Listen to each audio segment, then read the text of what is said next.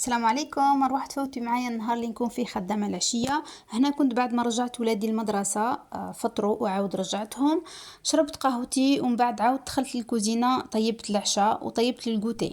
اليوم بديت على 3 ومن بعد كي جات الربعة لبست ورحت نجيب الولاد من المدرسة. ديما ناخد شوية وقت لأنه لازم نجيب الصغار في الماترنال ومن بعد نجيب الكبار في مدرسة أخرى. دخلنا والحمد لله، غسلوا يديهم بدلوا حوايجهم، وكلاو الجوتي ومن بعد بينا لي دوفوار اللي كبار والصغار خليتهم يلعبوا ومن بعد لعبنا كامل اونصومبل.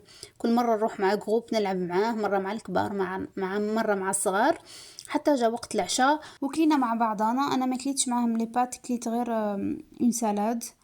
كي كملت عاود حطيت هادوك مسحونه باش ما يتلموليش، حطيتهم في لافيسيل، عقبت على لاسبيراتور لي ميات اللي كانوا في الارض ومن بعد نلقاهم باللي قصوا لي هاد كامل الوراقي، عاود لميتهم. هنا جا وقت الكتاب اللي خيروه قريناه، من بعدها جا وقت النوم تاع اولادي، دخلتهم لشنابرهم رقدوا. وحتى جا الوقت اللي كامل فيه الاولاد روحوا لديارهم الحمد لله، كملت غير لميت شويه الالعاب اللي خلوهم في الارض.